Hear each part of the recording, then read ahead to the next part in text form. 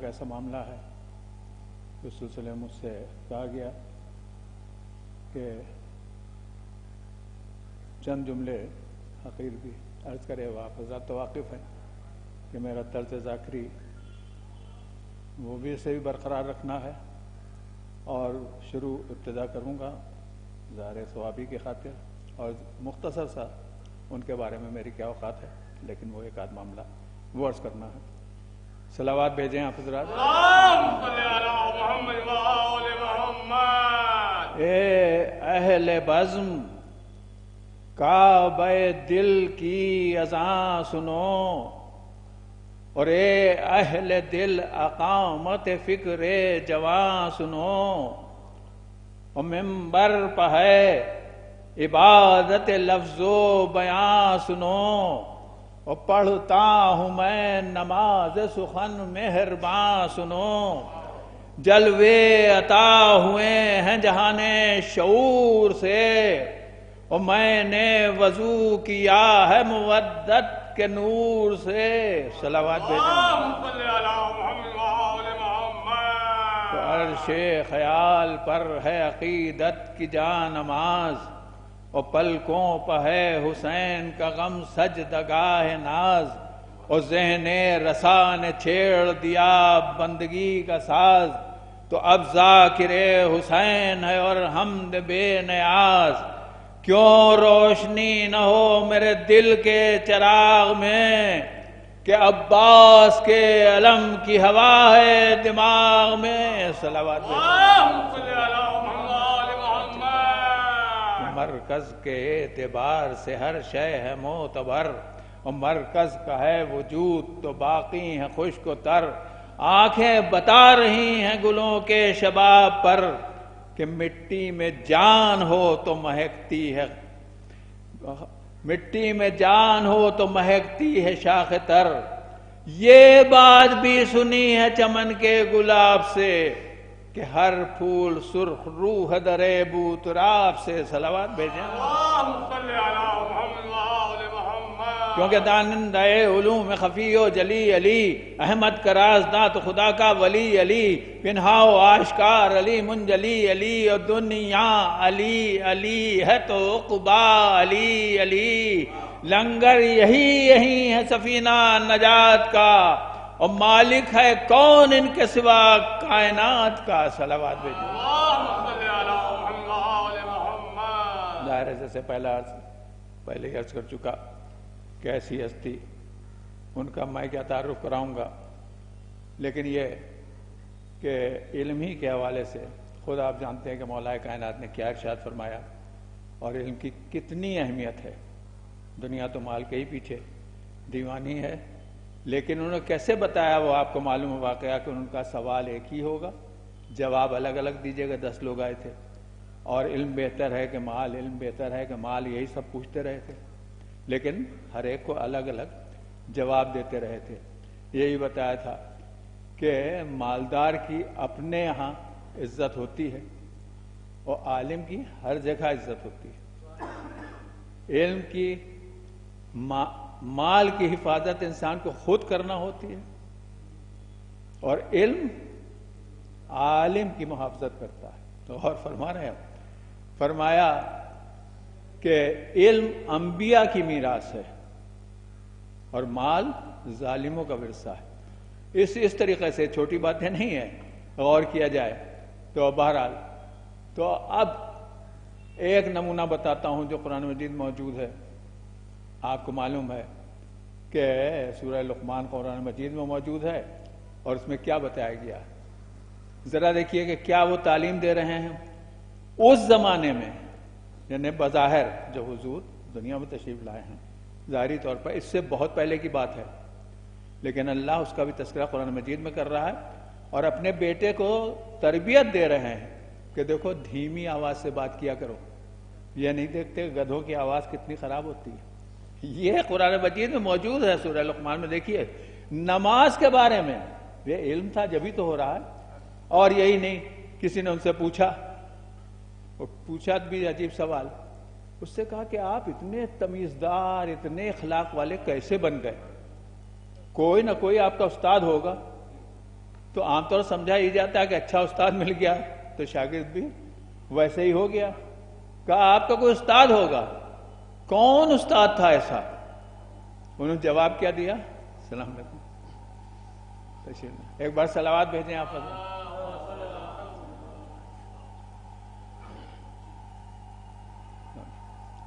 مختصر سا مجھے حکم دیا گیا تھا.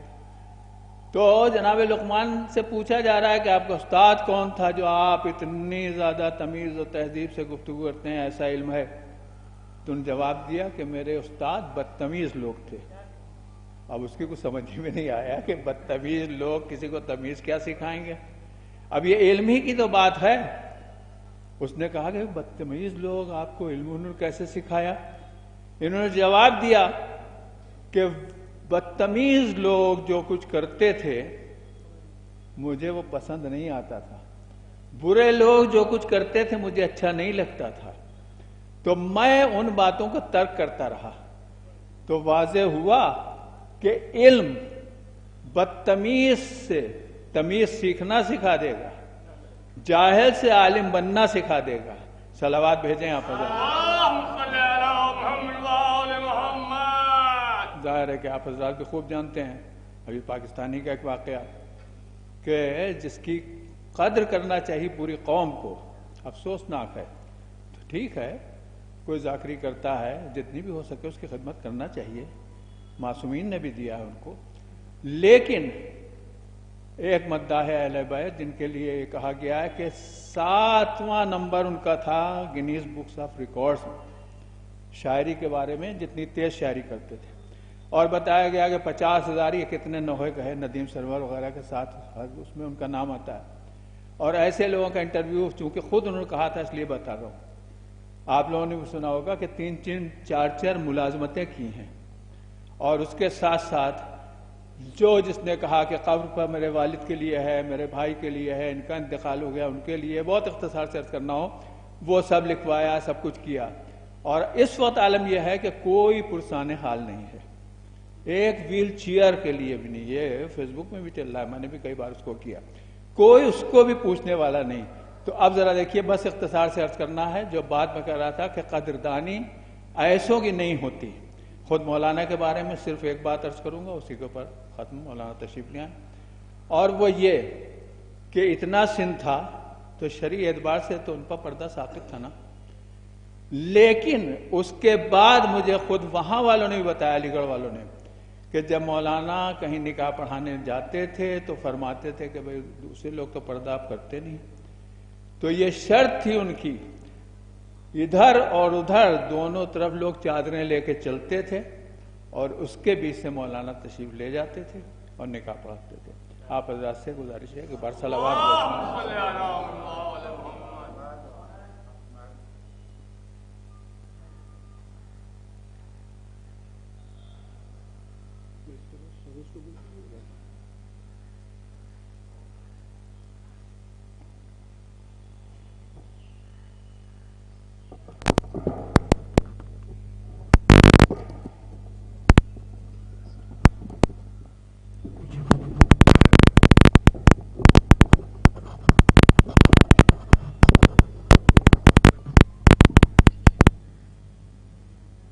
نعرہ سلوات. شاہد رسول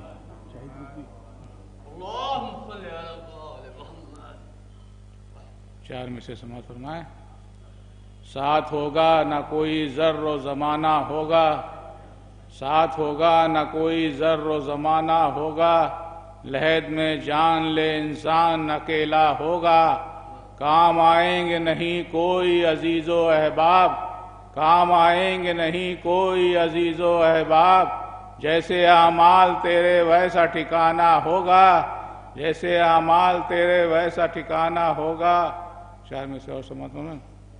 قافلے سینکڑوں دنیا میں گزر جاتے ہیں، قافلے سینکڑوں دنیا میں گزر جاتے ہیں، جانے کتنے ہیں جو ایک روز میں مر جاتے ہیں.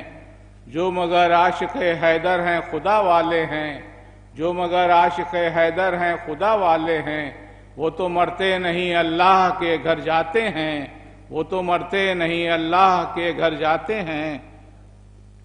ایک تعزیتی نظم ہے، چند شعر سماعت فرما لیں۔ ایک عالی وقار تھا نہ رہا، ایک عالی وقار تھا نہ رہا، قوم کا افتخار تھا نہ رہا، قوم کا افتخار تھا نہ رہا، ملک تہذیب اور ثقافت کا، ملک و تہذیب اور ثقافت کا منفرد تاجدار تھا نہ رہا، منفرد تاجدار تھا نہ رہا۔ کہہ رہی ہے چمن کی ویرانی، کہہ رہی ہے چمن کی ویرانی، جو چمن کی بہار تھا نہ رہا، جو چمن کی بہار تھا نہ رہا۔ بے قراروں کو کون دے تسکین، بے قراروں کو کون دے تسکین، دل کو جس سے قرار تھا نہ رہا، دل کو جس سے قرار تھا نہ رہا۔ گرم گفتار جو کبھی نہ رہا، گرم گفتار جو کبھی نہ رہا، ایسا شبنم شعار تھا نہ رہا، ایسا شبنم شعار تھا نہ رہا۔ اب رواداریاں کہاں جائیں، اب رواداریاں کہاں جائیں، جس پہ دار و مدار تھا نہ رہا، جس پہ دار و مدار تھا نہ رہا۔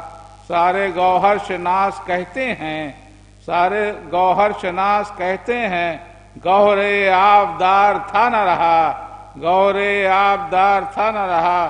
قوم و ملت کا درد رکھتا تھا، قوم و ملت کا درد رکھتا تھا، قوم کا غم گسار تھا نہ رہا، قوم کا غم گسار تھا نہ رہا۔ ماتمی متقی نمازی تھا، ماتمی متقی نمازی تھا، ناظر روزگار تھا نہ رہا، ناظر روزگار تھا نہ رہا۔ دھوپ غم کی سروں پہ آنے لگی، دھوپ غم کی سروں پہ آنے لگی، شجر سایہ دار تھا نہ رہا، شجر سایہ دار تھا نہ رہا۔ آ گئے قبر میں جناب امیر، آ گئے قبر میں جناب امیر، جو بھی خوف و فشار تھا نہ رہا، جو بھی خوف فشار تھا نہ رہا۔ مقتبہ دیکھ لیں۔ آہ شاہد جو غم میں سرور کے، آہ شاہد جو غم میں سرور کے، عمر بھر اشک بار تھا نہ رہا، عمر بھر اشک بار تھا نہ رہا۔ اب میں گزارش کر رہا ہوں جناب سروج صاحب سے تشریف لائیں۔ نہیں حکم ہوا مجھے۔ اللهم صل على محمد وآل محمد۔ آگے آئیے اب اور آگے آئیے۔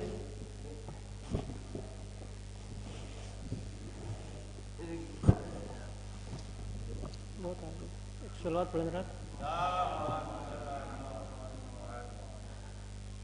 عشق تجھ سے جو تراب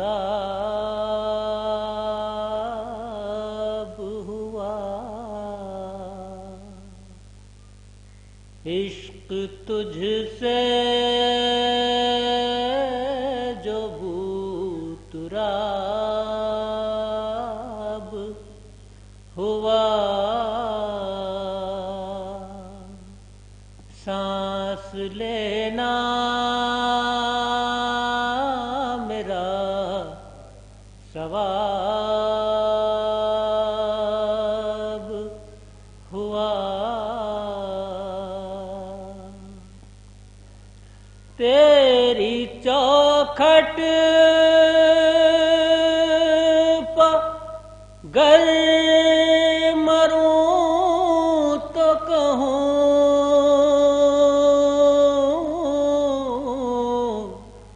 تیری چوکھٹ پہ گر مروں تو کہوں یا علی میں بھی کامیاب ہوا، یا علی میں بھی کامیاب ہوا۔ ایک نعرہ صلوات۔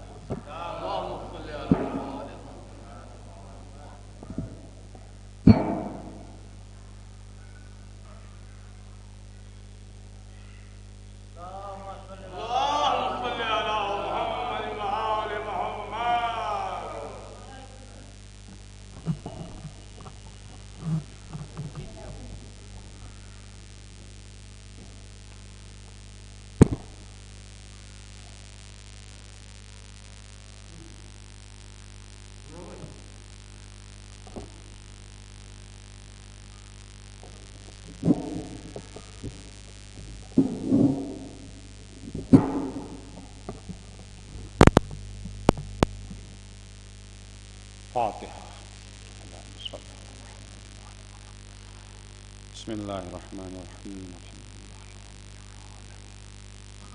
الرحمن الرحيم مالك يوم الدين إياك نعبد وإياك نستعين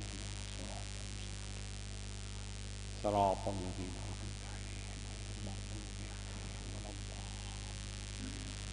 اللهم صل على محمد وعلى محمد. لا حول ولا قوة إلا بالله العلي العظيم. أعوذ بالله من الشيطان اللعين الرجيم. بسم الله الرحمن الرحيم. الحمد لله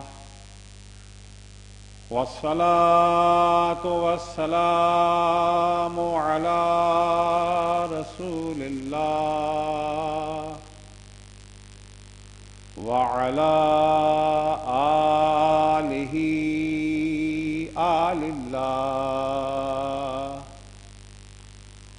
لا سيما بقية الله ولعنة الله على أعدائهم أعداء الله من يومنا هذا إلى لقاء الله. أما بعد فقد قال الله فلينظر الإنسان إلى طعامه. صلوات پڑھیں گے. اللهم صل على محمد محمد. اذان گرامی، اس سے پہلے کہ میں اپنے عرائض آپ کی خدمت اقدس میں پیش کروں، درخواست ہے ایک سورہ فاتحہ کی برائے مرحوم مولانا سید کاظم مخوی صاحب علی اللہ مقامہ الشریف کی. بسم اللہ الرحمن الرحیم. الحمد للہ رب العالمین الرحمن الرحیم مالک یوم الدین ایاک نعبد و ایاک نستعین اهدنا الصراط المستقیم صراط الذین غیر المغضوب علیہم ولا الضالین. بسم اللہ الرحمن الرحیم. قل هو اللہ احد الله الصمد لم يلد ولم يولد ولم يكن له كفوا احد. بسم اللہ الرحمن الرحیم. قل هو اللہ احد الله الصمد ولم يولد ولم يكن له كفوا احد. بسم الله الرحمن الرحيم. قل هو الله احد الله الصمد لم يلد ولم يولد ولم يكن له كفوا احد.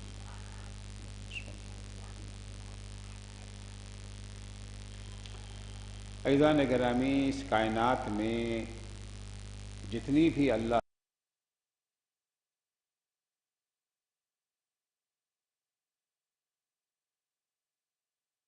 محتاج ہیں، چاہے جتنے بھی جاندار ہیں، چاہے ان کا تعلق حیوانوں سے ہو، انسانوں سے ہو، فرشتوں سے ان کا تعلق ہو، یا حتیٰ نباتات یا پیڑ پودے ہوں، جس میں جان ہے. ظاہر سی بات ہے، جان صرف انسانوں اور جانوروں میں تو نہیں ہے، نباتات پیڑ پودوں ان میں تو جان ہے نا.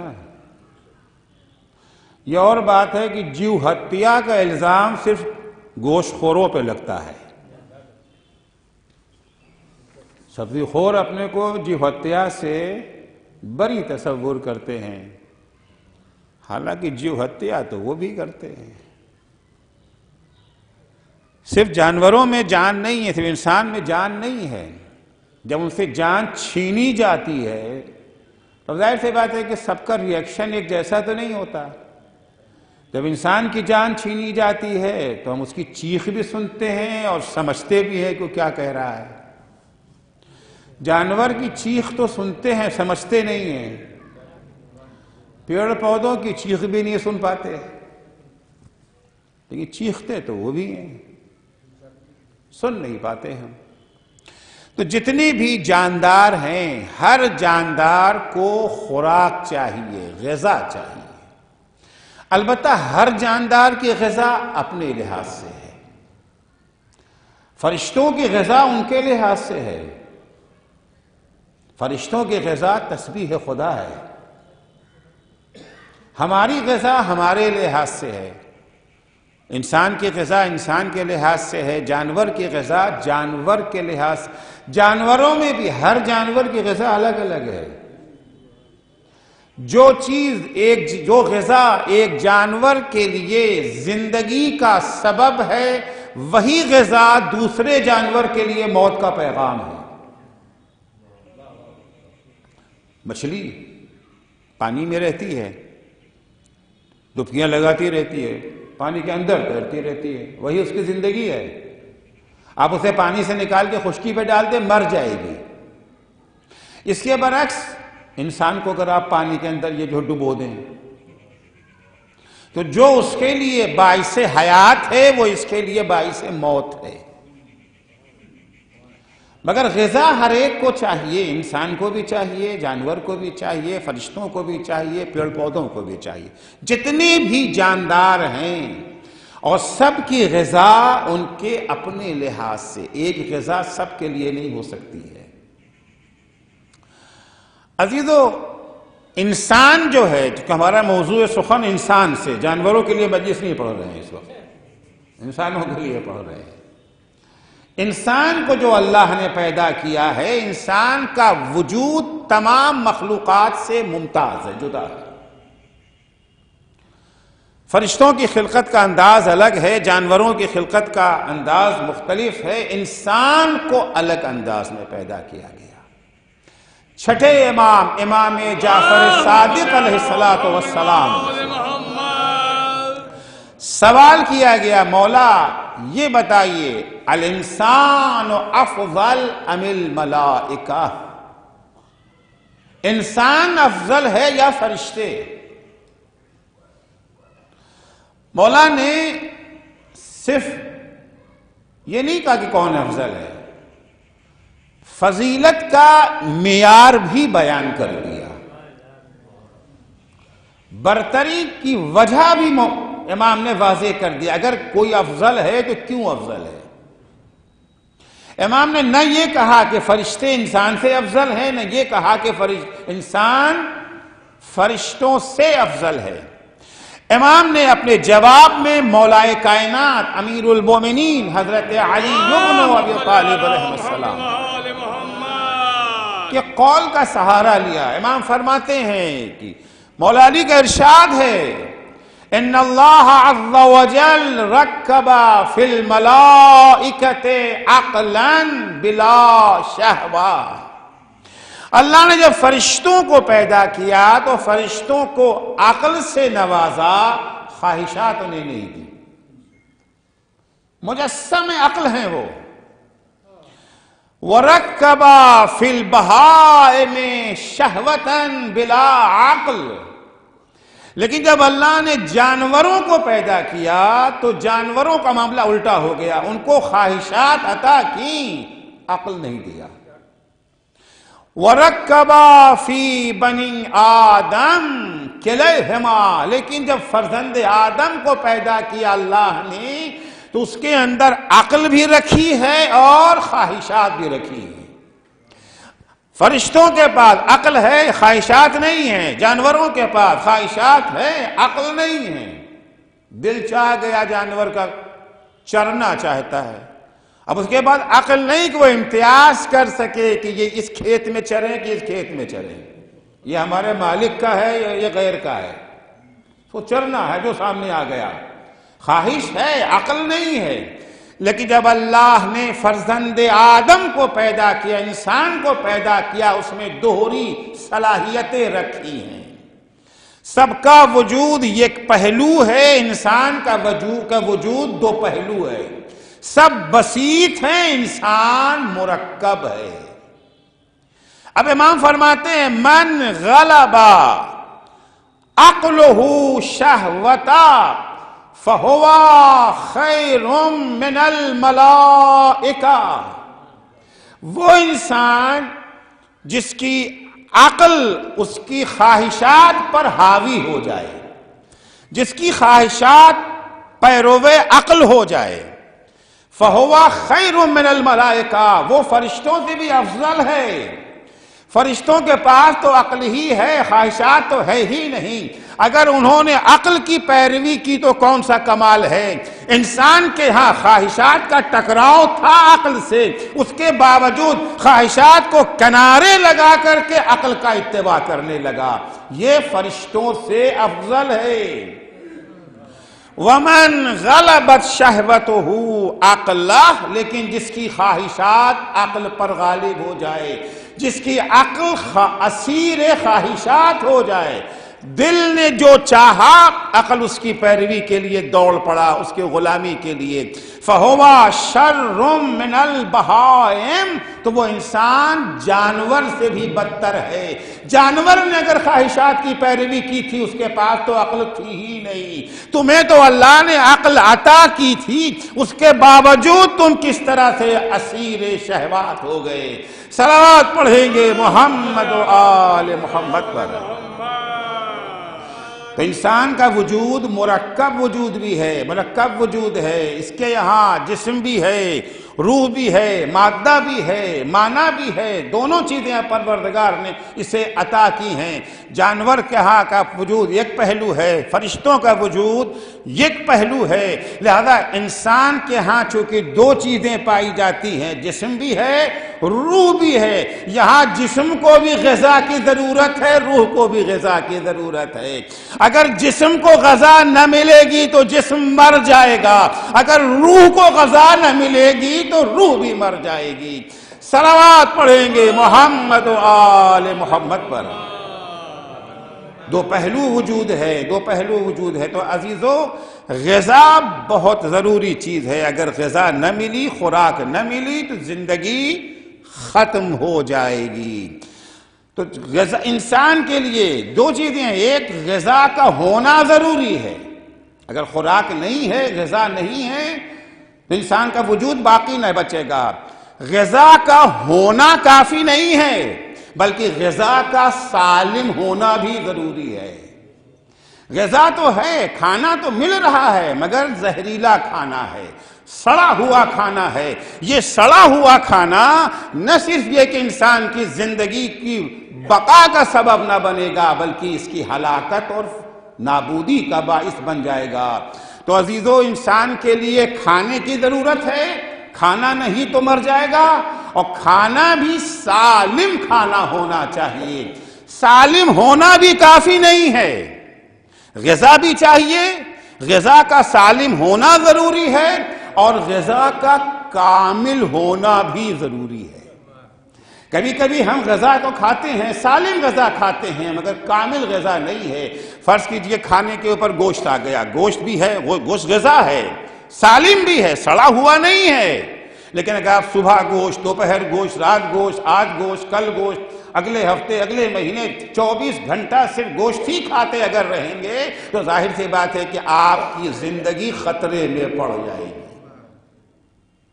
غذا کے لیے غذا بھی ضروری ہے، غذا کا سالم ہونا بھی ضروری ہے، اور غذا کا کامل ہونا بھی ضروری ہے، کمپلیٹ ڈائٹ۔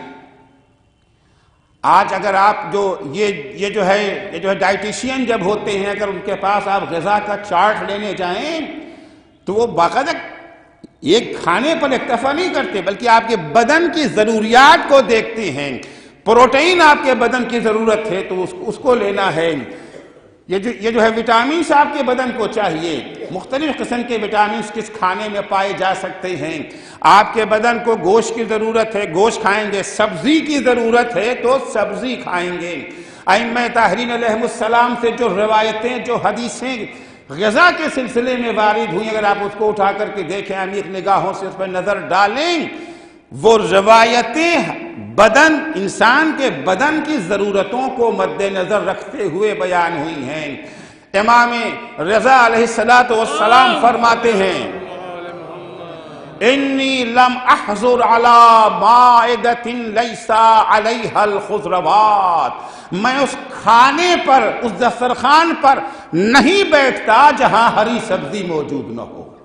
تو جہاں روایتیں پائی جاتی ہیں وہیں پر سبزی خوری کی روایتیں بھی پائی جاتی ہیں۔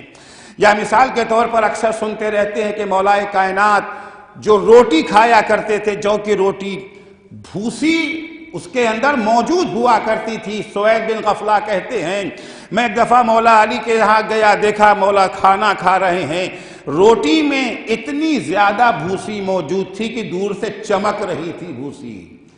سوید بن غفلہ کہتے ہیں میں نے فضہ سے کہا الا تتقین فی ھذا الشیخ، اس عظیم انسان کے بارے میں تمہیں خدا کا خوف نہیں آتا ہے؟ اتنی کاہل ہو کہ آٹے کو چھان نہیں سکتی ہو کہ بھوسی الگ کر دی جائے؟ فضہ نے کہا یہ میری کاہلی نہیں ہے، یہ مولا کا حکم ہے۔ سوید کہتے ہیں میں مولا کے پاس گیا، میں نے کہا مولا آخر کیا وجہ ہے، آپ کیوں نہیں چھنوا دیتے آٹے کو؟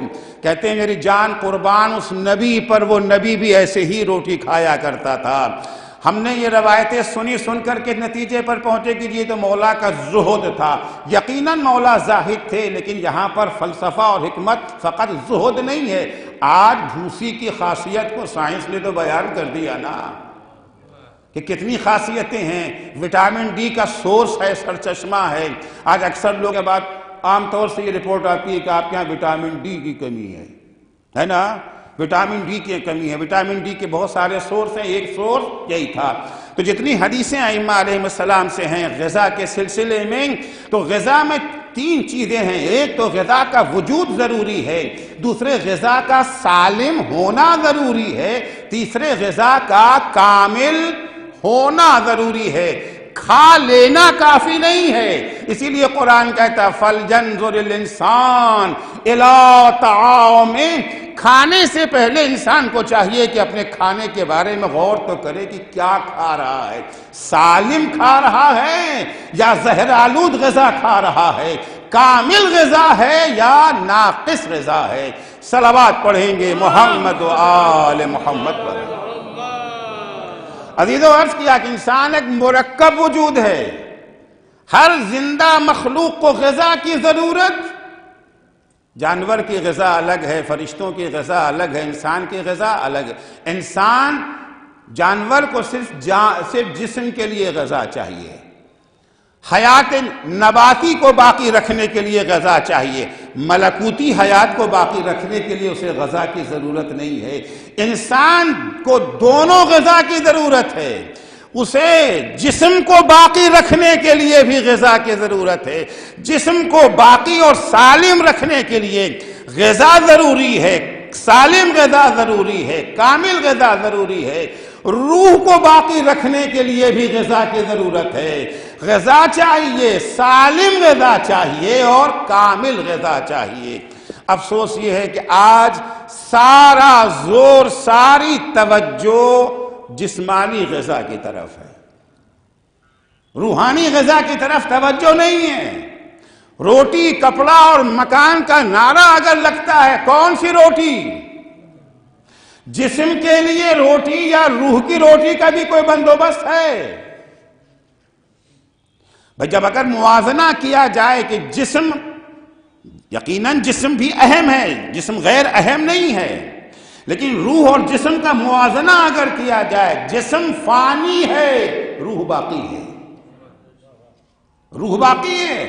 جسم کو کھانا نہ ملا تو مر جائیں گے۔ کون مرا؟ جسم مرا۔ جسم کو تو ایک دن مرنا ہی مرنا ہے، آج نہیں تو کل، 10 سال بعد، 20 سال بعد، 50 سال بعد۔ جسے بقائے دوام حاصل ہے وہ ہے روح۔ جسم کی بقا کے لیے غذا کا تو بندوبست کیا جاتا ہے، لیکن روح کی بقا کے لیے جسم کی غذا کو اچھی طرح سے چھان پھٹک کے کھاتے ہیں، ایسے نہیں کھا جاتے ہیں، سالم ہے کہ نہیں ہے۔ ہم خود بھی غور و فکر کرتے ہیں، سرکار بھی اس کا اہتمام کرتی ہے، حکومتیں بھی تو اہتمام کرتی ہیں نا۔ آئے دن مختلف محکموں کی طرف سے ہوٹلوں پہ چھاپے پڑتے ہیں کہ نہیں پڑتے ہیں؟ کاہے کے لیے؟ یہ دیکھنے کے لیے کہ جو کھانا کھلایا جا رہا ہے ہوٹل میں سالم ہے یا ناسالم غذا دی جا رہی ہے۔ کہیں اس کے اندر پوائزن تو نہیں پایا جاتا ہے، کہیں سڑا ہوا کھانا تو نہیں پایا جاتا ہے، کہیں اس کے اندر جراثیم تو کھانے میں نہیں پایا جاتا ہوتا ہے نا۔ اب یہ اور بات ہے کہ چھاپا پڑنے کے بعد رشوت لے کر کے معاملہ رفع دفع ہو جاتا ہے، وہ غلط سی بات ہے، لیکن بہرحال حکومت کی طرف سے قوانین تو پائے جاتے ہیں نا۔ کیا ہر شخص ہوٹل کھول سکتا ہے؟ ہر شخص کو اختیار ہے ہوٹل کھولنے کا؟ ایک ٹی بی پیشنٹ ہے، وہ کھولنا چاہتا ہے ہوٹل، سے ملے گی اجازت؟ کچن میں اسے آنے دیا جائے گا؟ کوڑھی باورچی ہے، وہ کھانا پکانا چاہتا ہے، اسے حکومت لائسنس دے گی؟ نہیں دے گی۔ کیوں؟ آپ لوگوں کی زندگی سے کھیل رہے ہیں۔ ارے بھائی، ہم اپنے ہاں بورڈ لگا دیتے ہیں کوڑھی کا ہوٹل، جس کا جی چاہے آئے، جس کا جی چاہے نہ آئے۔ ہم کسی کو دھوکہ تو نہیں نہ دے رہے ہیں؟ مرضی، انسان آزاد ہے، جو کھانا چاہے انتخاب کر۔ آپ تو کہتے ہیں نا انسان کو انتخاب کی آزادی ہونی چاہیے۔ ہمیں کوڑھی کے ہاتھ کا کھانا پسند ہے، آپ روکنے والے کون ہوتے ہیں؟ کہا نہیں، آپ کی صحت کے ہم ذمہ دار ہیں۔ تو عزیزو، جسمانی غذا اگر ناسالم ہے، جسمانی غذا فراہم کرنے والا اگر بیمار انسان ہے جو دوسروں کو بیمار کر سکتا ہے، جسمانی غذا فراہم کرنے والا اگر جراثیم زدہ ہے، تو حکومت اس کا لائسنس کینسل کر دیتی ہے، اسے لائسنس نہیں دیتی ہے، اجازت نہیں ملتی ہے۔ لیکن جو روحانی غذا فراہم کرتے ہیں، غذا تو دونوں کو چاہیے نا۔ جسم کی غذا روٹی ہے، چاول ہے، گوشت ہے، سبزی ہے، فروٹس ہیں۔ روح کی غذا علم ہے، روح کی غذا عبادت ہے، روح کی غذا فکر و اندیشہ ہے، یہ روح کی غذا ہے۔ تو جسم کی غذا کے لیے تو پوری پابندیاں موجود ہیں۔ دیکھیے، جسم کی غذا، روح کی غذا، جسم کی غذا ہمارے وجود میں داخل ہونے کا راستہ کیا ہے؟ دہن ہے، یہ راستہ ہے نا، منہ سے کھاتے پیتے ہیں۔ اس راستے پر اللہ نے سینکڑوں محافظ رکھے ہیں، سینکڑوں محافظ ہیں۔ اگر کسی طرح سے پیٹ کے اندر چلی بھی گئی غذا تو قے ہو جاتی، ہوتی ہے کہ نہیں ہوتی ہے؟ یہ اللہ کا انتظام ہے۔ روحانی غذا وجود تک پہنچنے کے بھی دو راستے ہیں، کان اور آنکھ۔ یہ دو راستے ہیں نا روحانی غذا کے لیے، جو سنتے ہیں، جو دیکھتے ہیں۔ سن کر کے اپنے علم میں اضافہ کرتے ہیں، پڑھ کر کے اپنے علم میں اضافہ کرتے ہیں، مشاہدہ کر کے اپنے علم میں اضافہ کرتے ہیں۔ یہی تو راستہ ہے نا۔ علم کیا ہے؟ روحانی غذا ہے۔ اتفاقاً یہاں کوئی پہرے دار بھی نہیں بیٹھا ہے، نہ کان پہ کوئی پہرا ہے، نہ آنکھوں پہ کوئی پہرا ہے، کوئی پہرے دار ہمارے وجود میں نہیں ہے۔ جسمانی غذا پہنچانے کا ذریعہ دہن، سینکڑوں محافظ موجود، اس کے باوجود ہم خود بھی غور سے دیکھتے ہیں کیا کھا رہے ہیں۔ حکومتیں بھی اس کا انتظام کرتی ہیں کہ کیا کھایا جا رہا ہے، کیا کھلایا جا رہا ہے۔ لیکن عزیزو، جب روح کی غذا کی باری آتی ہے، نہ ہمیں خیال ہے کہ کیا اپنے وجود میں داخل کر رہے ہیں، اور نہ حکومت کی طرف سے کوئی بندوبست۔ آزادی کے نام پر ہر طرح کے لٹریچر کو آزادی، زبان کی آزادی کے نام پر، تقریر کی آزادی کے نام پر جو چاہو لکھو، جو چاہو بیان کرو، کوئی روکنے والا نہیں ہے۔ اگر کہیں سے روکا جائے تو کہا جاتا ہے یہ انسان کی آزادی پہ ڈاکہ ڈالا جا رہا ہے۔ تو روحانی غذا پہ اتنی آزادی، اور جسمانی غذا کے بھئی اگر آپ آزادی ہی کی بات کہتے ہیں تو کوڑھی کو بھی اجازت دے دو۔ ارے کچھ جسم کے کوڑھی ہوتے ہیں، کچھ عقل کے کوڑھی ہوتے ہیں۔ جسمانی کوڑھیوں کو تو اجازت نہیں ہے جسمانی غذا فراہم کرنے کی، مگر عقل کے کوڑھیوں کو اجازت ہے روحانی غذا فراہم کرنے کی۔ جب کوئی عقل کا کوڑھی سلمان رشدی جیسا اگر کچھ لکھتا ہے اور ایک فقیہ اس کے خلاف آواز اٹھاتا ہے تو کہا جاتا ہے آپ آزادی کا گلا گھونٹ رہے ہیں۔ اگر آپ آزادی کے سچے مت والے ہیں تو جسمانی غذا کو بھی آزاد کر دیجئے نا، جس کی مرضی، جو جس طریقے سے چاہے گا اسے استعمال کرے گا۔ جبکہ جسمانی غذا سے اگر فوڈ پائزننگ ہو گئی اس کا خطرہ کم ہے، جتنا خطرہ روحانی غذاؤں سے فوڈ پائزننگ کا ہے. خب جسمانی غذا سے اگر فوڈ پائزننگ ہوگی تو کیا ہوگا؟ یہی ہوگا نا، زیادہ سے زیادہ مر جائیں گے. 10 سال پہلے مر جائیں گے، 20 سال پہلے مر جائیں گے، 50 سال ہم ہی مریں گے نا. پورا خاندان تو نہیں نہ مرے گا، پورا محلہ نہیں مرے گا، پورا شہر نہیں مرے گا. ہم نے سڑا ہوا کھانا کھایا ہے، ہم نے جراثیم زدہ کھانا کھا لیا ہے، تو نقصان تو ہم ہی کو ہوگا، پورے معاشرے کو تو نہیں ہوگا. لیکن اگر روحانی فوڈ پائزننگ ہو گئی، اگر روحانی فاسد غذا استعمال ہو گئی، ہم خود بھی اپنیوں کو تباہ کریں گے. جس معاشرے میں زندگی بسر کر رہے ہیں اس معاشرے کو تباہ کریں گے، اس سماج کو تباہ کریں گے. لہذا روحانی غذا کے سلسلے میں زیادہ توجہ کی ضرورت ہے. مولا کائنات امیر المؤمنین حضرت علی ابن ابی طالب علیہ السلام فرماتے ہیں، اسی درد کو بیان کرتے ہیں، مالی ارى الناس اذا قرب الیہم الطعام لیلا تکلفوا انارۃ المصابیح. یہ میں کیا دیکھ رہا ہوں؟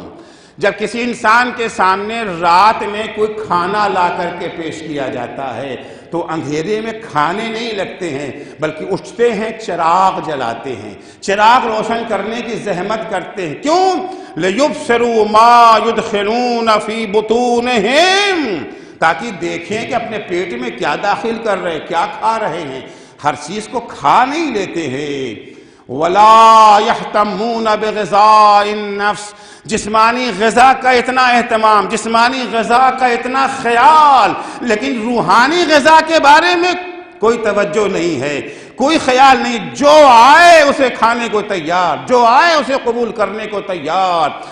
لا يهتمون بغذاء النفس بأن ينيروا مصابيح ألبابهم بالعلم، وہاں یہ زحمت نہیں کرتے ہیں کہ شعلہ علم سے چراغ عقل کو روشن تو کر لو.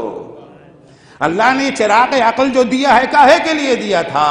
نہیں، جو چیز آیا ہر چیز کو پڑھ رہے ہیں، ہر چیز کو سن رہے ہیں، ہر بات کو ماننے کو تیار ہیں. کہیں کوئی بات کسی نے کہہ دی، اب غور و فکر نہیں کرنا، تحقیق نہیں کرنا، جستجو نہیں کرنا، بلکہ اس کو ماننے کو تیار ہو جاتے ہیں.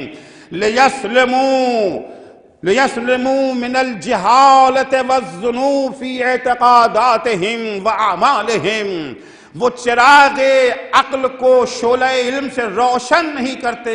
اگر چراغ عقل کو روشن کر لیتے تو ان کے عقائد جہالت سے محفوظ رہ جاتے، اعمال گناہوں سے محفوظ رہ جاتے. اگر آج عقائد میں جہالت پائی جاتی ہے، وجہ کیا ہے؟ وجہ یہ ہے کہ ہر بات کو ماننے کو تیار ہو جاتے ہیں یا ہر بات کو ٹھکرانے کو تیار ہو جاتے ہیں، چراغ عقل کو روشن نہیں کرتے ہیں. کیوں ہمارے اعمال، ہماری زندگی گناہوں سے بھری ہوئی ہے؟ وجہ کیا ہے؟ وجہ یہی ہے کہ چراغ عقل کو روشن نہیں کیا. جسمانی غذا کا تو بھرپور خیال، مگر روحانی غذا کی طرف کوئی توجہ نہیں. امام حسن مجتبی علیہ السلام فرماتے ہیں، عجبت لمن یتفکر فی معقولہ ولا یتفکر فی معقولہ. مجھے تعجب ہے ان لوگوں کے بارے میں جو اپنی جسمانی غذا کے بارے میں تو بڑے حساس ہوتے ہیں. شک بھی اگر ہو جائے کہ فلاں کھانا شاید سڑ گیا ہو، فریج میں اگرچہ رکھا تھا، پھر بھی اگر شک بھی ہو جائے تو نہ خود کھاتے ہیں نہ اپنے بچوں کو کھانے دیتے ہیں. فلاں آئس کریم والا آیا، بچہ تڑپ رہا ہے مگر ہمیں شک ہے اس کی آئس کریم آلودہ ہے، کھانے دیتے ہیں بچوں کو؟ ہرگز نہیں. جسمانی غذا کا اتنا اہتمام، ولا یتفکر فی معقولہ، لیکن روحانی غذا کا کوئی خیال نہیں ہے. مشکوک آئس کریم بچہ نہیں کھا سکتا ہے، مشکوک لٹریچر اگر پڑھتا ہے تو کوئی بات نہیں ہے، وہاں تو ہم لیبرل بن جاتے ہیں. کبھی دیکھا، کبھی کوشش کیا جاننے کی کہ انٹرنیٹ پر آپ کا بچہ کیا دیکھ رہا ہے، واٹس ایپ پر کیا دیکھ رہا ہے، موبائل تو ہاتھ میں تھما دیا ہے، کیا دیکھ رہا ہے، کیا پڑھ؟ نہیں بچے ہیں ماشاءاللہ سمجھدار ہے. یہ سمجھداری فقط دین کے معاملے میں ہے، جب سمجھداری فقط روحانی غذا کے بارے میں ہے. کیا جسمانی غذا میں یہ بچے ناسمجھ ہو جاتے ہیں؟ اگر واقعاً آپ لیبرل ہیں، اگر واقعاً آپ انسان کی آزادی کے حامی ہیں، مکمل آزادی اسے دے دیجئے، جو کھانا چاہتا ہے بچہ کھائے، مرتا ہے تو مرنے دیجئے۔ نہیں، وہاں تو جسم کی حفاظت کے لیے، جسمانی سلامتی کے لیے تو ایڑی چوٹی کا زور لگا دیتے ہیں، لیکن جہاں روحانی سلامتی کی بات آتی ہے تو ہمارا وجود مرکب وجود ہے، ہمارے پاس جسم بھی ہے، ہمارے پاس روح بھی ہے، ہمیں دونوں غذاؤں کا اہتمام کرنا ہے، دونوں غذاؤں کا انتظام کرنا ہے۔ عرض کیا آپ کی خدمت میں غذا بھی چاہیے اور غذا سالم بھی چاہیے۔ میں فی الحال وہ روحانی غذاؤں کی بات نہیں کر رہا ہوں، سر دست اسی جسمانی غذا پر آ جاتا ہوں۔ یہی جو روزمرہ کے کھانے ہم کھاتے ہیں، یہی روٹی، چاول، گوشت، دال، سبزی، پھل، فروٹ، اس کی بات کر رہا ہوں۔ ظاہر سی بات ہے ہر غذا کا اپنا اثر ہے، اپنا اثر ہے۔ آج سائنس اس اثر کو بیان بھی کر رہی ہے کہ کون سا کھانا آپ کی صحت کے لیے مضر ہے، کون سا کھانا آپ کی صحت کے لیے نقصان دہ ہے، کس میں کتنا وٹامن پایا جاتا ہے، کس میں وٹامن اے ہے، کس میں بی ہے، کس میں سی ہے، وغیرہ وغیرہ، اور کون کون سی چیزیں پائی جاتی ہیں، پروٹین آپ کہاں سے لے سکتے ہیں، اسے ہے۔ یاد رکھیے گا سائنس کا موضوع اور سائنس کا میدان مادہ ہے۔ مادی خواص کو سائنس بیان کر سکتی ہے۔ اس کھانے کا اثر جسم پر کیا پڑے گا، گوشت ہے، گوشت کا اثر جسم پر کیا پڑے گا، سبزی کا اثر جسم پر کیا ہوگا، دال کا اثر جسم پر کیا ہے، انگور کا اثر جسم پر کیا ہے، لیکن کسی کھانے کا روح پر کیا اثر ہوگا یہ سائنس بیان کرنے سے عاجز ہے۔ کیوں؟ اس کا میدان نہیں ہے، روح، سائنس کا دعویٰ بھی نہیں ہے۔ سائنس کا دعویٰ کیا ہے؟ جسم کے بارے میں ہے۔ سائنس کا میدان مادہ ہے، مادیات، ماوراء مادیات، سائنس کا میدان ہی نہیں ہے۔ لہذا سائنس یہ تو بتا دے گی کہ اس گوشت میں کتنا وٹامن پایا جاتا ہے، پروٹین کتنا ہے، نقصان دہ ہے یا فائدہ مند ہے جسم انسانی کے لیے، مرغ کھائیں گے تو کیا ہوگا، مچھلی کھائیں گے تو کیا ہوگا، بکرا کھائیں گے تو کیا ہوگا، لیکن سائنس یہ نہیں بیان کر سکتی ہے کہ اگر اسلامی طریقے سے ذبح کیا جائے تو روح پر کیا اثر ہوگا، اگر اسلامی طریقے سے ذبح نہ کیا جائے تو روح پر کیا اثر ہوگا۔ سائنس یہ تو بتا دے گی کہ سیب کی خاصیت کیا ہے، سیب چوری کر کے کھایا جائے تو کیا اثر ہوگا، خرید کے کھایا جائے تو کیا اثر ہوگا۔ یہ سائنس کے بس کی بات نہیں ہے، سائنس اسے بیان نہیں کر سکتی ہے۔ سائنس صرف جسم پر ہونے والے اثرات کو بتا سکتی ہے، روح کتنی متاثر ہوگی یہ سائنس کے بس کی بات نہیں ہے۔ اسے سمجھنے کے لیے وحی کی ضرورت ہے، اسے وہی بتا سکتا ہے جس نے انسان کو بھی پیدا کیا ہے، ان کھانوں کو بھی پیدا کیا ہے، جسے انسان کی ضروریات کا بھی پتہ ہے، جو جسم کو بھی پہچانتا ہے، جو روح کو بھی پہچانتا ہے۔ سائنس والے اول تو پوری طرح سے جسم کو بھی پہچاننے کا دعویٰ نہیں کرتے، کسی حد تک دعویٰ کرتے ہیں، روح کے بارے میں تو کوئی دعویٰ ہی نہیں ہے۔ وہ اللہ معین کر سکتا ہے جس نے جسم کو بھی پیدا کیا، روح کو بھی پیدا کیا، اشیاء کو بھی پیدا کیا۔ اللہ کا شکر ہے اس پروردگار نے ہمیں اندھیرے میں بھٹکنے کے لیے تنہا نہیں چھوڑا۔ اگر اس نے ہمارے لیے غذا کی ضرورت، ہمارے اندر غذا کی ضرورت رکھی، ہمارے جسم کے لیے ضروری، ہماری روح کے لیے ضروری، سالم ہونا ضروری، کامل ہونا ضروری، تو پروردگار نے دونوں کے لیے غذا کا انتظام بھی کیا ہے، جسم کے لیے بھی انتظام کیا، روح کے لیے بھی انتظام کیا، اور یہ بتانے کے لیے کہ جسم کو تو تم سمجھ لو گے، روح کو کن چیزوں کی ضرورت ہے، کون سی چیز مفید ہے، کون سی چیز مضر ہے، یہ سمجھنے کے لیے چونکہ تمہاری عقل ناکافی ہے، اللہ نے ہادی بھیجے، رہنما بھیجے، انبیاء کاہے کے لیے بھیجے؟ وَجَعَلْنَاهُمْ أَئِمَّةً يَهْدُونَ بِأَمْرِنَا، ہم نے امام کس لیے بنایا تھا؟ ہمارے امر کی طرف ہدایت اور رہنمائی کرے۔ وہ تمہیں بتائیں گے کون سا کھانا تمہارے لیے مفید ہے، کون سا کھانا تمہارے لیے مضر ہے۔ عزیزو، جتنی غذائیں روح یا جسم کے لیے نقصان دہ تھیں، اللہ نے ان کے نقصان کی نوعیت کے لحاظ سے یا انہیں حرام قرار دیا یا مکروہ قرار دیا۔ کوئی ایک چیز بھی جسے اللہ نے حرام قرار دیا ہے وہ ایسی نہیں ہے جو جسم انسانی کے لیے فائدہ مند ہوتی اور اللہ نے حرام قرار دے دیا۔ امام رضا علیہ السلام فرماتے ہیں وجدت المحرم من الاشیاء، جتنی چیزوں کو اللہ نے حرام قرار دیا ہے ان سب کا ہم نے گہرائی سے جائزہ لیا۔ یہ میرا بیان نہیں ہے، آٹھویں امام کا بیان ہے۔ ہم کیا جانیں، ہم تو اشیاء کی شکل بھی نہیں پہچانتے، ان کی خاصیت جاننا تو دور کی بات ہے۔ ہم تو اشیاء کے نام بھی نہیں جانتے، چند چیزوں کے علاوہ کہاں جانتے ہیں۔ بہت سارے پھل اچانک نگاہوں، ارے یہ بھی کوئی پھل ہوتا ہے، نہیں دیکھا تھا بچپن سے اب تک، کسی اور ملک سے آ گیا ہے نا۔ لیکن وہ ہستی جو کائنات کے ذرے ذرے سے آشنا ہے، وہ امام فرماتے ہیں وجدت المحرم من الاشیاء، جتنی چیزوں کو اللہ نے حرام قرار دیا ان سب کا ہم نے جائزہ لیا ہے۔ لا حاجت للعباد الیہ، بندوں کو اس کی کوئی ضرورت نہیں ہے، یعنی کہ کوئی ضروری چیز تھی ہماری، اسے اللہ نے حرام قرار دے دیا۔ اب ہے تو ضروری مگر کیا کریں، اللہ کے بندے ہیں، حکم تو مان، نہیں، وہ ہمارے لیے ضروری ہے ہی نہیں۔ نہ صرف یہ کہ ضروری نہیں ہے، بل وجدتہ مفسدا وداعیا الی الہلاک والفنا، جن چیزوں کو اللہ نے حرام قرار دیا ہے نہ صرف یہ کہ ہمیں ان کی ضرورت نہیں ہے، بلکہ یہ وہ چیزیں ہیں جو ہمیں تباہی کی طرف لے جاتی ہیں، جو ہمیں ہلاکت کی طرف لے جاتی ہیں، جو ہمیں بربادی کی طرف لے جاتی ہیں۔ جن جن چیزوں کو اللہ نے حرام قرار دیا ہے یہ وہی چیزیں ہیں جو ہماری زندگی کو تباہ و برباد کر سکتی ہیں۔ عزیزو، آپ کی خدمت میں عرض کیا آپ کی خدمت میں کہ ہمارے پاس جسم بھی ہے، ہمارے پاس روح بھی ہے، غذاؤں کے اثرات جسم پر بھی ہیں، غذاؤں کے اثرات روح پر بھی ہیں۔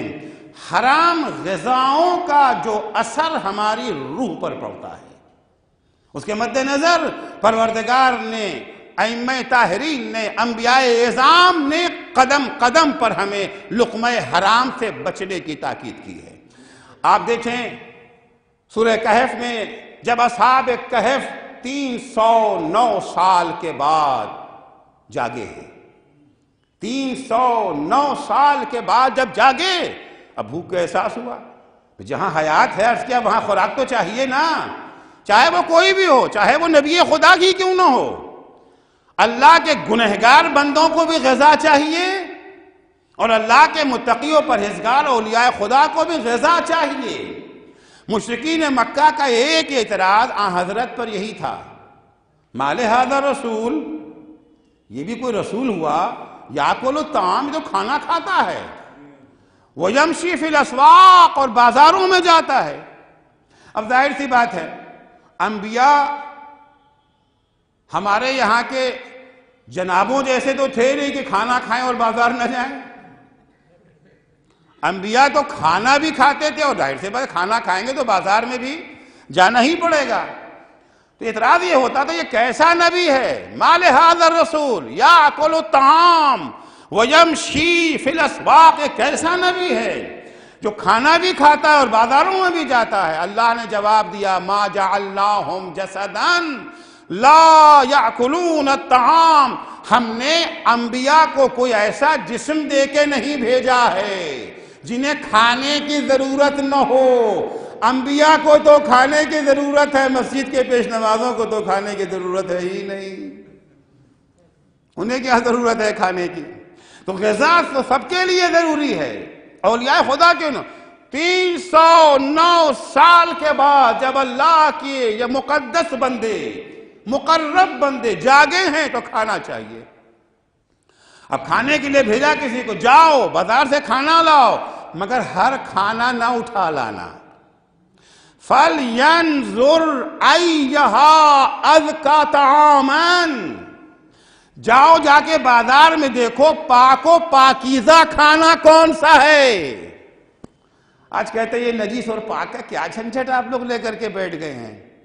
انسانوں کے پاس اتنا وقت کہاں ہے، پریشانیاں ہیں، مشکلات ہیں، اور آپ یہ حرام لے کے بیٹھ گئے، نجس پاک لے کے بیٹھ گئے، یہ نجس ہے یہ پاک ہے فلاں ہے۔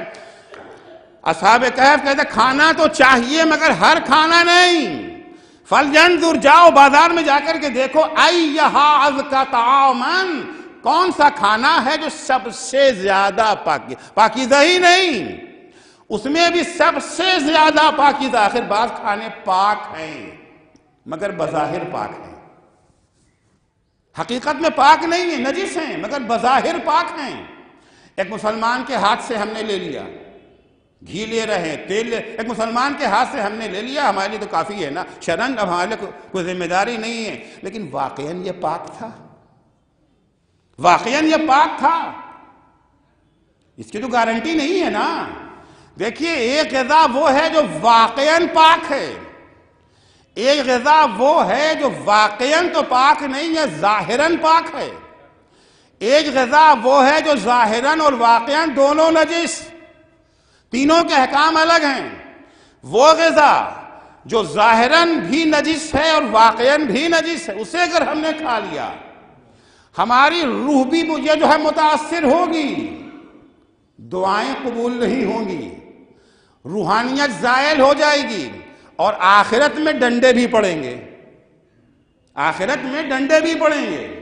لیکن اگر غذا ظاہراً پاک ہے باطناً نجس ہے, روح متاثر ہوگی, آخرت میں سزا نہیں ملے گی. بھائی زہر ہے, ہم نے زہر کو جان بوجھ کے کھا لیا, جان بوجھ کے زہر کھا لیا ہم نے, دو اثر ہے, ایک موت, دوسرا آخرت میں سزا, خودکشی کی سزا ملے گی نا. نہیں, ہمیں نہیں معلوم کہ یہ زہر ہے, ہم نہیں جانتے تھے, ہم واقف نہیں تھے, غفلت میں کھا لیا ہم نے زہر, موت آئے گی کہ نہیں آئے گی؟ حضرت مجھے تو نہیں معلوم تھا, معلوم ہو یا نہ معلوم ہو, جو اس کا فطری اثر ہے وہ تو ظاہر ہو کے رہے گا. ہاں آخرت میں سزا نہ ملے گی ان کھانوں کا. آخر بعض افراد جو بہت زیادہ حساس ہوتے ہیں, اس بات کا دھیان رکھتے ہیں, خیال رکھتے ہیں, بلا وجہ نہیں ہے, کیونکہ کھانوں کا اثر ہے انسان کے اوپر. ایک واقعہ سنا دوں آپ کو, کھانے کا اثر کیا پڑتا ہے. ایک عالم دین تھے, بہت اچھے خطیب, زبردست ذاکر, ان کے صاحبزادے جو تھے وہ بھی عالم دین بن رہے تھے, اچھی خاطر پڑھائی ہو چکی تھی, باپ کے ساتھ مسجد میں آتے تھے, تقریر باپ کرتے تھے, بیٹا بیٹھا رہتا تھا. ایک دن مومنین نے کہا کہ قبلہ آپ کو تو روز سنتے رہتے ہیں, آج چاہتے ہیں کہ آپ کے آغازادے کو, آج صاحبزادے کو سننا چاہتے ہیں. اب مجمع کا اصرار اور ان کا انکار, نہیں میں نہیں پڑھوں گا. جب اصرار بہت ہوا تو ممبر پہ آگے بیٹھ گئے. ممبر پہ بیٹھنے کے بعد چپ. اب مومنین یہ جو ہے صلوات پہ صلوات پڑھتے جا رہے ہیں, حوصلہ افزائی کر رہے ہیں, پہلی مرتبہ ہے مگر کچھ تو بولیں گے. کچھ دیر تک ممبر پر خاموش بیٹھ کر کے اتر آئے. اب مجمع میں بڑی حیرت ہو رہی ہے کہ مولانا نے کیا تربیت کیا ہے, ایسا گونگا بیٹا. ماشاءاللہ ہمارا مجمع میں کوئی بھی کھڑا ہو کے 10 منٹ تو بول ہی سکتا ہے. عالم کے گھر کا بچہ ہے, خود بھی عالم ہے, کیا پڑھایا ہے انہوں نے. ظاہر سی بات ہمارا سماج اگر ہوتا تو ہمارے یہاں تو عالم وہی ہوتا جو ممبر پر بول سکے, ہیں جو جتنا زیادہ چرب زباں ہے اتنی بڑا عالم. ہمارا تو یہی معیار ہے نا, جو یہ کیسے عالم ہے. خیر جب اتر آئے تو ان کے والد محترم نے اپنے ایک دوست سے کہا کہ ایک ہفتے کے لیے آپ میرے بیٹے کو اپنے گھر میں مہمان رکھ سکتے ہیں. ان کا قبلہ اس سے بڑی کیا سعادت ہے, اس سے اچھی کیا بات ہے. آپ کا بیٹا ہمارے گھر آئے گئے, اس سے اچھی کیا سعادت کی بات ہے, لے کے چلے گئے. اگلے ہفتے جب وہ مسجد میں لے کر کے آئے تو انہوں نے خود کہا بیٹے سے, بیٹا ممبر پہ جاؤ. اب جو بیٹا ممبر پہ دھواں دھار تقریر, والد محترم سے بھی اچھی مجلس پڑھی انہوں نے. اب مجمع بڑا حیرت زدہ, یہ قصہ کیا ہے, یہ ہوا کیا. جو کام مولانا 10-15 سال میں نہ کر سکے وہ ان کے دوست نے ایک ہفتے میں کر دیا. پوچھا لوگوں نے قبلہ یہ ہوا کیا, کہانی کیا ہے. کہا کہانی سننا چاہتے تو سنو. پچھلے ہفتے تک اس بچے نے جو کھانا کھایا تھا وہ ظاہری بھی پاک تھا, واقعی بھی پاک تھا. ہمارے اس بچے نے آج تک اپنی ماں کے ہاتھ کے علاوہ کسی کا کھانا کھایا ہی نہیں, اور ماں اس کی اتنی پاک و پاکیزہ تھی کہ بچپن سے ابھی تک بچے کو جب دودھ بھی پلاتی تھی پہلے وضو کر لیتی تھی. اس طہارت غذا کا اثر ہے نورانیت قلب. دل نورانی، منبر نور کی جگہ. جب نورانی منبر پر نورانی قلب کے ساتھ بیٹا بیٹھا تو برزخی آنکھیں کھل گئی. ایک دنیاوی آنکھیں ہیں، ایک برزخی آنکھیں ہیں. دنیاوی آنکھوں سے وہ چیزیں نظر آتی ہیں جو دنیا کی ہیں، برزخی آنکھوں سے وہ نظر آئیں گی جو برزخی حقیقت ہے. دیکھیے حدیثوں میں ہے ہر گناہ کا نمائندہ ایک جانور. ایک صلوات پڑھیں گے محمد و آل محمد. تشریف لائیے.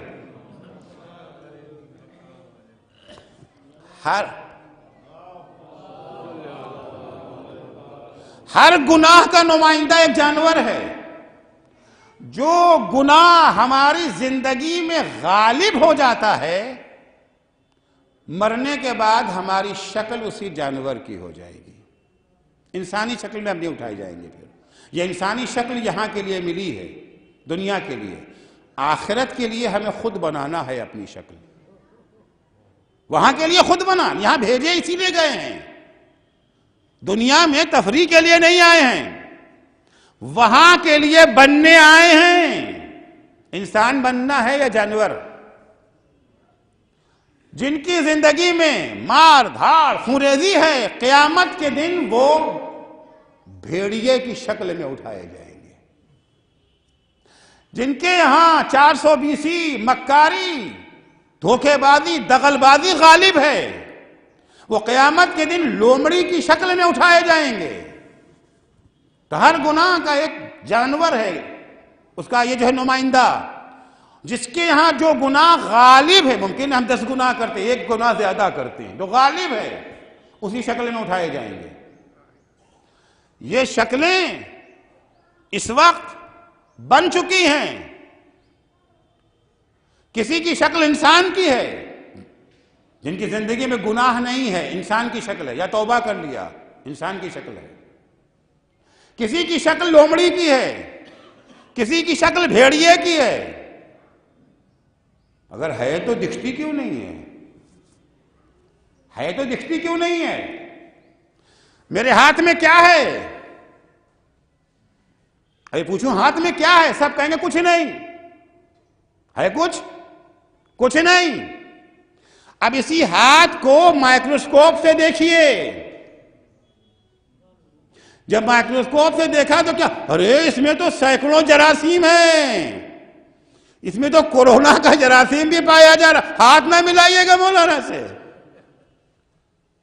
بھائی ابھی تو آپ کہہ رہے کچھ نہیں، اب یہ کہاں سے آ گیا؟ کہ ہر چیز کو دیکھنے کے لیے ویسے ہی آنکھ چاہیے. وائرس تو دنیاوی ہی کی چیز ہے نا، پھر بھی دنیا کی آنکھوں سے نہیں دکھ رہی ہے. یہ شکلیں برزخ والی ہیں. جب تک برزخی آنکھیں نہ ہوں گی نظر نہ آئیں گی. ایک صلوات پڑھیں گے محمد و آل محمد پر. حج کا موقع ہے. امام جعفر صادق علیہ السلام حج کے لیے تشریف لے گئے ہیں. ابو بصیر مولا کے ہمراہ ہیں.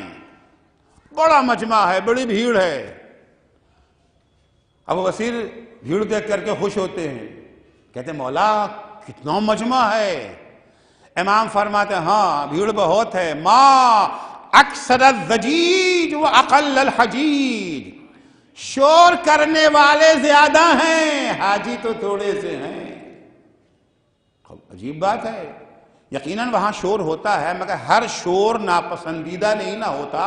ابھی میں شور کر رہا ہوں کہ نہیں کر رہا ہوں؟ شور تو ہو رہا ہے نا. اسی شور کو آپ سن رہے ہیں غور سے.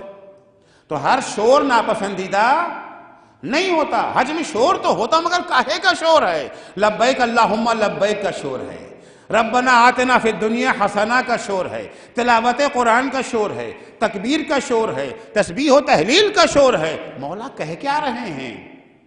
اب مولا کہہ رہے ہیں تو صحیح کہہ رہے ہیں، ایمان تو ہے مگر اطمینان نہیں ہے. وہی جناب ابراہیم والا معاملہ. تو یقین تو ہے کہ مردے زندہ ہوں گے، لیکن رب آرینی دکھا دے لیطمئن قلبی، اطمینان قلب کے۔ تو ابو بصیر نے کچھ کہا تو نہیں، امام بھاپ گئے۔ کیا ابو بصیر کا دل مطمئن نہیں ہے؟ ایک دفعہ امام نے اپنا ہاتھ ابو بصیر کی آنکھوں پر پھیرا، دنیاوی آنکھیں برزخی آنکھوں میں تبدیل ہو گئیں۔ اب جو برزخی آنکھوں میں دنیاوی آنکھیں تبدیل ہوئیں، ایک دفعہ گھبرا کے ابو بصیر کہتے مولا یہ جنگل میں کہاں سے آ گئے؟ یہاں تو کوئی بھیڑیا دکھ رہا ہے، کوئی لومڑی دکھ رہا ہے، انسان کہاں چلے گئے؟ کہا ابو بصیر میں نے نہ کہا تھا شور کرنے والے زیادہ ہیں، حاجی تو تھوڑے سے ہیں۔ فرق یہ ہے کچھ جانور بن کے جاتے ہیں، وہاں توبہ کر کے انسان بن کے پلٹ کے آتے ہیں، کچھ جانور بن کے جاتے اور بدترین جانور بن کے پلٹ کے آتے ہیں۔ صلوات پڑھیں گے محمد و آل محمد پر۔ تو ہر گناہ کا جانور، انہوں نے کہا کہ جب میرا بیٹا منبر پہ بیٹھا، ابھی شکلیں، ابھی ہمارے پاس بھی مادی آنکھیں ہیں، آپ کے پاس بھی مادی آنکھیں ہیں، نہ آپ کو ہماری اصلی شکل نظر آ رہی ہے، نہ ہمیں آپ کی اصلی شکل نظر آ رہی ہے، ابھی تو ہم سب ایک دوسرے کو انسان ہی دیکھ رہے ہیں۔ یہ بھی اللہ کا لطف و کرم ہے۔ کئی پردے ہٹ جائے تو پھر کیا ہوگا؟ پردے ہٹ جائے تو پھر کیا ہوگا؟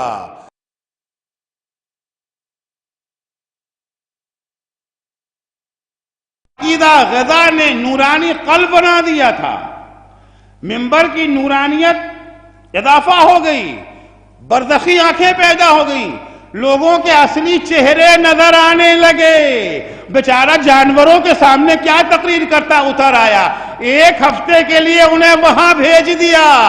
اب ظاہری پاک تو کھایا مگر واقعی پاک کھانا نہ ملا، نورانیت قلب ختم ہو گئی، وہ حقیقت بھی نگاہوں سے اوجھل ہو گئی۔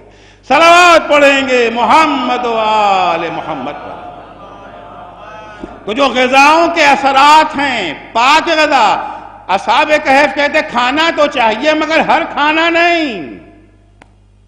چٹنی روٹی بھی رکھی ہوئی ہے، مرغ مسلم بھی رکھا ہوا ہے، بریانی بھی رکھی ہوئی ہے، نفس کیا کہتا ہے؟ چٹنی روٹی کھائیں یا مرغ مسلم پر ہاتھ ماریں؟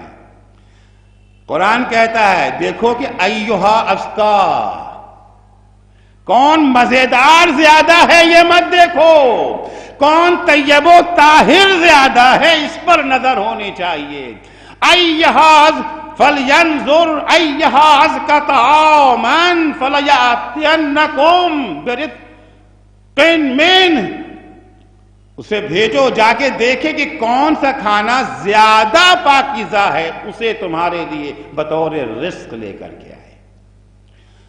تو روح کے اوپر اثرات اسی کھانے کے بعد، یہی کھانا جو جسم کو اعلیٰ کھانا ہے، اس کے اثرات جہاں جسم کے لیے ہیں وہیں اس کے اثرات روح کے لیے بھی ہیں۔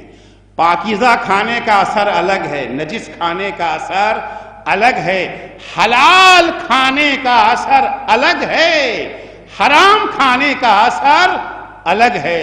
نجس اور حرام کھانے کا اثر یہ ہوتا ہے انسان سے اچھے برے کی تمیز ختم ہو جاتی ہے، اچھے برے کی تمیز ختم ہو جاتی ہے انسان سے نورانیت قلب زائل ہو جاتی ہے، پھر اسے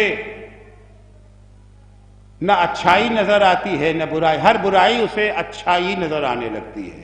خوب شیطان نے کیا وعدہ کیا تھا پروردگار سے؟ لَأُزَيِّنَنَّهُمْ فِي الْأَرْضِ، دنیا میں جتنی بری چیزیں ہیں سب کو اچھا بنا کر کے پیش کروں گا۔ شیطان کو شکست دینے کے لیے اللہ نے نورانیت قلب عطا کیا ہے۔ ہم پہچان لیں گے کہ شیطان اچھے کو برا کہہ رہا ہے، برے کو اچھا کہہ رہا ہے، اچھے کو اچھا سمجھیں گے، برے کو برا سمجھیں گے، لیکن اگر نورانیت قلب زائل ہو گئی، اب انسان مولا کائنات کو دیکھ رہا ہے، آخر بڑا تعجب کا مقام یہ ہوتا ہے نا کہ علی جیسا انسان نگاہوں کے سامنے موجود ہو، اسے چھوڑ کر کے کسی اور کو اپنا لیا جائے۔ ہے نا حیرت کی بات، ہے نا تعجب کی بات؟ آخر کیا ہو گیا تھا، کیا وجہ تھی؟ اس خطرے کی طرف پیغمبر اکرم صلی اللہ علیہ وآلہ وسلم نے پہلے ہی اشارہ کر دیا تھا، فرمایا انا اخوفا ما اخاف علی امتی من بعدی، اپنے بعد مجھے اپنی امت کے سلسلے میں سب سے زیادہ جس بات کا خوف ہے، سب سے زیادہ جس بات کا خوف، وہ کیا ہے؟ ہذہ المکاسب الحرام، یہ حرام دولت، یہ حرام مال، یہ حرام غذا، یہ لقمہ حرام، یہ حرام غذا وہ اثر کرتی ہے کہ انسان پھر خیر و شر میں تمیز نہیں کر پاتا ہے۔ ورنہ حیرت کی بات تھی کہ نہیں تھی؟ مولا اتنے سارے فضائل کے مالک، آج ہم کتابوں میں پڑھ کے ان کے عاشق ہو جاتے ہیں۔ انسان نگاہوں سے دیکھ رہا ہے اور علی سے جو ہے وہ دوری اختیار کر رہا ہے، سیدہ سے دوری اختیار کر رہا ہے، ان پہ ہونے والے مظالم کو سنتا ہے، اس کے کان پہ جوں نہیں رینگتی۔ وجہ کیا ہے؟ سبب کیا ہے؟ سبب وہی غذائے حرام ہے، مال حرام۔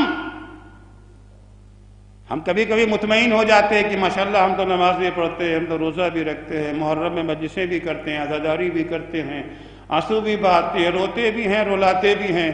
رونا نہیں آتا ہے تو رونے والوں کی صورت، تینوں کام تو کر لیتے ہیں نا۔ تو ہمارے تو جنت واجب یعنی شفاعت، یوں تو ہمارے اعمال تو نہیں لے جا سکتے، جو حرکتیں ہماری ہیں۔ امید کس بات کی ہے؟ کس بات کی امید لگائے بیٹھے ہیں؟ شفاعت کی۔ سب کو یہی امید ہے نا، شفاعت شفاعت شفاعت شفاعت کا اگر چیپٹر بند کر دیا جائے تو ہمارا تو بیڑا پار نہیں ہو سکتا ہے نا۔ سنیں، مولا کائنات امیر المومنین حضرت علی بن ابی طالب علیہ السلام نقل امام فرماتے ہیں لا یرد علی رسول اللہ من اکل الحرام، جو انسان حرام غذاؤں کا استعمال کرتا ہے، بعض چیزیں خود حرام ہیں، بعض چیزیں حرام تو نہیں ہیں مگر حرام ہو جاتی ہیں۔ سور کا گوشت خود حرام ہے، شراب خود حرام ہے، سیب حرام نہیں ہے مگر چوری کر کے لائے ہیں، تو خود حرام نہیں ہے مگر حرام ہو گیا۔ اب یہاں سے چاہے یہ والا حرام چاہے وہ والا حرام، فرماتے لا یرد علی رسول اللہ من اکل الحرام، رسول خدا سے وہ انسان دور ہو گیا جو مال حرام کھاتا ہے۔ لا واللہ لا واللہ لا واللہ ولا یشرب من حوضہ ولا ینال شفاعتہ، 3 دفعہ مولا قسم کھاتے ہیں، قسم کھا کے کہتے ہیں ہرگز نہیں، خدا کی قسم ہرگز نہیں، خدا کی قسم ہرگز نہیں، ایسا انسان جس کی زندگی میں مال حرام آ گیا ہے، نہ حوض کوثر سے وہ سیراب کیا جائے گا اور نہ پیغمبر کی شفاعت اسے ملے گی، نہ پیغمبر کی شفاعت اس سے ملے گی۔ ہلکا نہ لیں، ساری عبادتیں ایک طرف، ساری عبادتیں ایک طرف، ساری عزاداری ایک طرف، سارا نوحہ ماتم ایک طرف، حرام غذائیں ایک طرف ہے۔ حرام غذائیں ایک طرف، میں نہیں کہہ رہا ہوں، میری عادت بھی نہیں اپنی طرف سے کچھ کہنے کی۔ سرکار ختم مرتبہ حضرت محمد مصطفیٰ صلی اللہ علیہ وآلہ وسلم حضور فرماتے ہیں، حضور کا ارشاد ہے کہ من اکتسب مالا حراما، جو انسان حرام کمائی کرے گا، حرام کمائی کسی بھی طریقے سے، جاب کرتے ہیں رشوت لیتے ہیں، حرام، 8 گھنٹے کی جاب ہے، 6 گھنٹہ کام کر 2 گھنٹہ ڈنڈی مارتے ہیں، ادھر فون کر رہے ہیں ادھر فون کر رہے ہیں ادھر فون کر رہے ہیں ادھر فون کر رہے ہیں، اپنے کو بہت چالاک اور ہوشیار بھی سمجھتے ہیں۔ خود 2 گھنٹے کا جو تنخواہ ملی وہ حرام ہے، 6 گھنٹے کی تو ٹھیک ہے آپ نے کام کیا ہے۔ تجارت کرتے ہیں، بزنس کرتے ہیں، دھوکہ دیتے ہیں وہاں کے اوپر، باسمتی چاول کے نام کے پر بوری بیچ دیا، اوپر سے باسمتی نیچے سے کچھ اور ملا مکس کر دیا، خوب حرام ہے۔ من اکتسب مالا حراما لم يقبل اللہ منہ صدقة ولا عتقا ولا حجا ولا اعتمارا. جو انسان حرام کمائی اختیار کرتا ہے اللہ نہ اس کا کوئی صدقہ قبول کرے گا، نہ کسی غلام کو اگر آزاد کرنا چاہتا ہے وہ اسے اللہ قبول کرے گا، نہ اس کے حج کو قبول کرے گا، نہ اس کے عمرے کو قبول کرے گا. اعمال اگر قبول کروانا چاہتے ہیں، عزاداری کو اگر تبرک بانٹ رہے ہیں، تبرک قبول ہوگا تبھی تو ثواب ملے گا نا. کس پیسے سے ہے؟ مجلس کس پیسے سے کر رہے ہیں؟ امام باڑے کا یہ فیس کس پیسے سے دیا تھا؟ ذاکر کو بلایا تھا کس پیسے سے بلایا تھا؟ صرف مجلس کر لینا کافی نہیں ہے. پیغمبر فرما رہے ہیں خدا کچھ قبول ہی نہیں کرے گا، اعمال تو قبول نہیں ہوں گے. وَكَتَبَ اللَّهُ بِعَدَدِ أَجْزَاءِ ذَلِكَ أَوْزَارًا. جتنا پیسہ حرام طریقے سے کمایا ہے ہر پیسے کے بدلے میں ایک ایک گناہ لکھا جائے گا. ہر پیسے کے وَمَا بَقِيَ بَعْدَ مَوْتِهِ. جتنا زندگی میں خرچ کر لیا، مرنے کے بعد جو بچ گیا کان ازدادہ اسما، جو بچا ہے وہ پیسہ اس کے گناہوں میں اضافے کا سبب بنے گا. مال حرام کیا اثر کرتا ہے؟ عباسی دور خلافت ہے، عباسیوں کا تیسرا خلیفہ مہدی جو ہے مسند خلافت پر ہے. بغداد میں ایک عظیم شخصیت، بڑی علمی شخصیت، عظیم سے مراد علمی شخصیت، ایک بڑی علمی شخصیت جو کافی حد تک متقی و پرہیزگار بھی تھے. کافی حد تک پہ غور رکھیے گا، کافی حد تک وہ متقی و پرہیزگار بھی تھے، تقوی و زہد ان کا مشہور تھا. مہدی عباسی نے ان کی شہرت سن کر کے ان کو بلایا، 3 تجویز ان کے سامنے رکھی.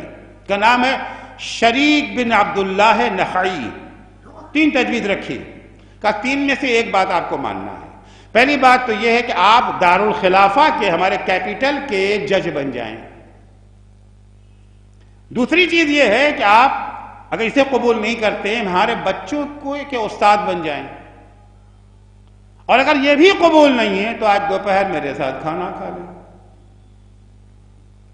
انہوں نے اپنے زہد و تقوی کے پیش نظر تینوں کو رد کر دیا، کیونکہ ظاہر سی بات ہے ظالم حکمرانوں سے تعلق رکھنا، ان کا جج بننا، کہ اگر جج بن گئے تو فیصلہ تو انہی کے قانون کے مطابق ہوگا نا، شریعت کے حکم کے مطابق تو فیصلہ نہیں کر سکتے.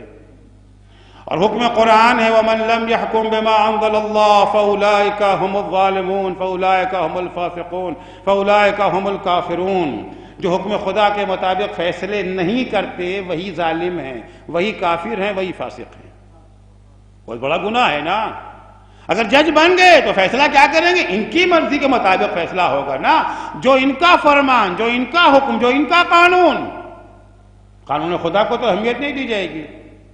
اور ان کے بیٹے کے استاد بن گئے تو آنا جانا، ان کے یہاں کھانا پینا، اٹھنا بیٹھنا سب سارا حرام ہے پورا. تو اور ان کے گھر میں کھانا بھی نہیں کھا سکتے کیونکہ سارا مال ان کا حرام مال ہے، اثر تو ہوگا اس کا. انکار کر دیا. مہدی عباسی نے کہا کہ 3 میں سے ایک تو ماننا پڑے گا. انہوں نے سوچا سب سے آسان کام ہے کھانا کھا لینا، بچوں کو پڑھانے آئیں گے تو بار بار کھانا پڑے گا، ایک دن کی بات ہے، کوئی بات نہیں. کہا ٹھیک ہے کھانا کھا لیں گے. مہدی عباسی نے اپنے کچن میں اپنے باورچی سے کہا لذیذ ترین کھانا پکاؤ. بادشاہ کا کچن، بادشاہ کا آرڈر، جو کچھ بن سکتا تھا بنایا گیا، دسترخوان لگا. اب انہوں نے ہاتھ جو بڑھایا تو بڑا مزہ آیا کھانے میں. زندگی میں شاید اتنا لذیذ کھانا نہ کھایا ہو، اب ضرورت سے زیادہ بھی کھا گئے. کھانا کھانے کے بعد مہدی سے کہتے وہ کیا کہا تھا آپ نے؟ وہ بغداد کا جج بننے کے لیے. کھانے کا اثر دیکھیے. میں حاضر ہوں، آپ کے بچوں کو پڑھا بھی دوں گا. 3 تجویزیں مان لی، کام شروع کیا. مہینہ گزرا، تنخواہ کا دن آیا، تنخواہ لینے آفس میں گئے. تنخواہ دینے والے نے کچھ کنجوسی کی، کچھ بخل کیا، کچھ ان کی توقع سے کم دیا، لڑنے لگے. تو آفیسر کہتا ہے کیا لڑ رہے ہو یار؟ کوئی کپڑا بیچا ہے ہمارے ہاتھ جو لڑ رہے ہو؟ کا کپڑا؟ ارے کپڑے کی حیثیت کیا ہے؟ بہت بڑی چیز بیچی ہے، دین بیچا ہے میں نے، دین بیچا ہے، سستے میں تو نہیں بیچ سکتا۔ تو یہ حرام غذاؤں کا اثر ہے۔ وقت نہیں رہ گیا کہ میں زیادہ آپ کو زحمت دوں۔ کیا اثر پڑتا ہے؟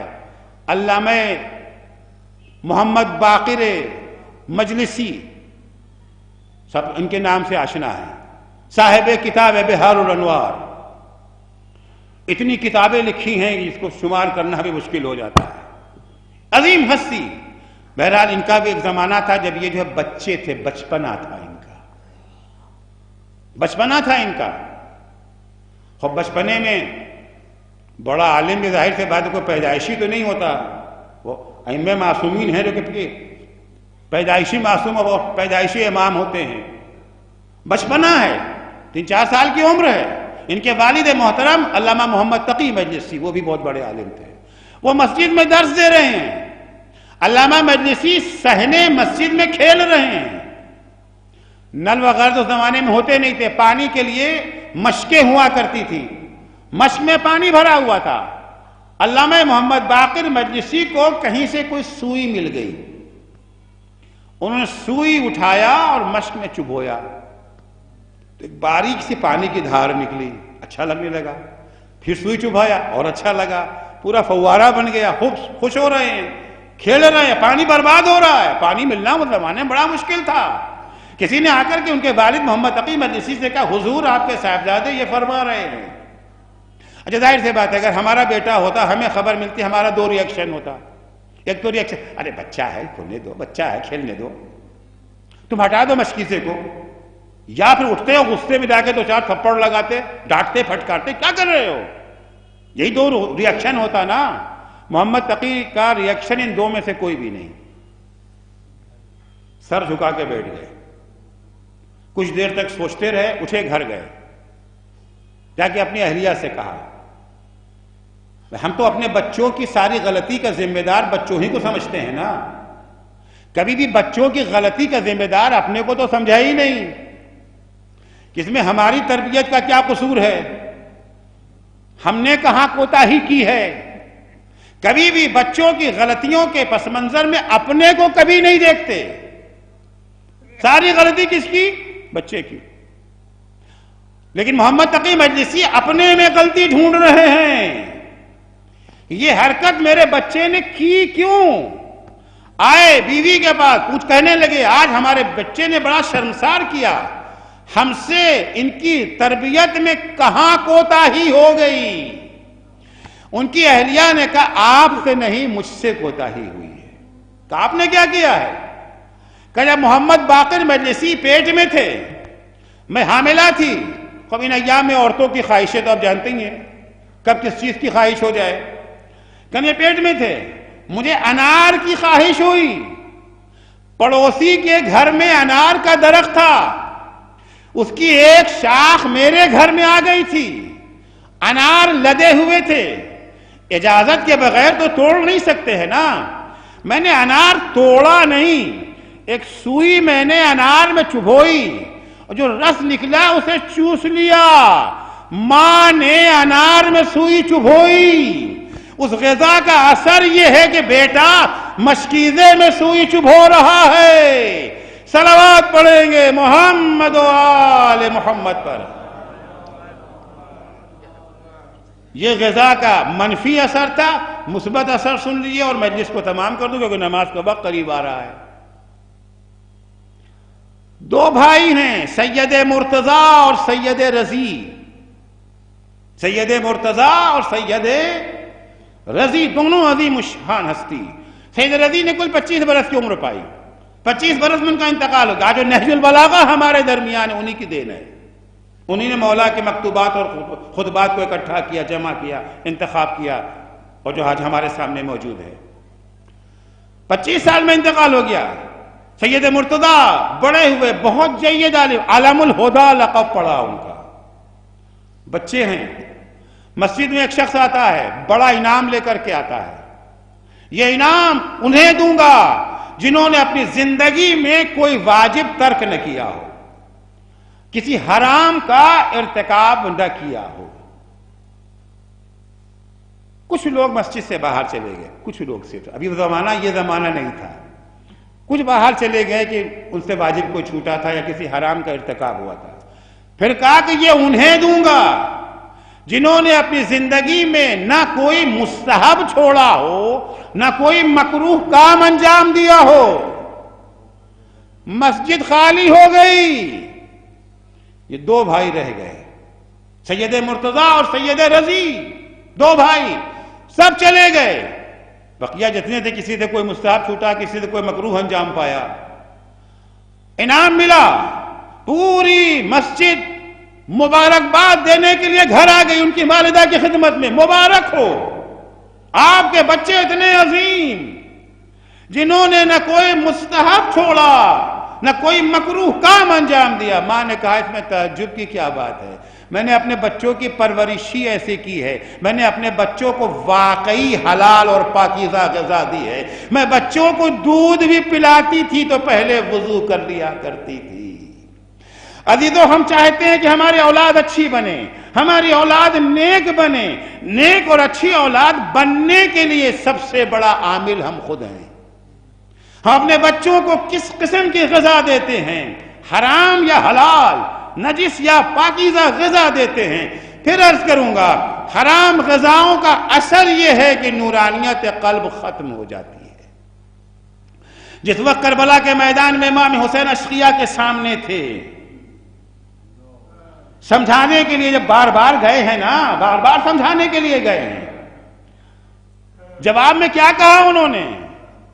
ما نفقہ ما تقول یا ابن فاطمہ، اے فرزند فاطمہ تم کیا کہتے ہو ہماری سمجھ میں کچھ نہیں آتا۔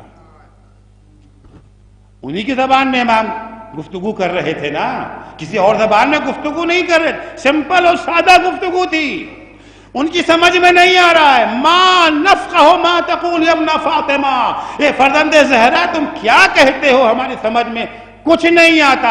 امام نے جواب میں معلوم ہے کیا کہا؟ ملئت بطونکم من الحرام، سمجھو گے بھی کیسے، تمہارے پیٹ تو حرام غذاؤں سے بھرے ہوئے ہیں۔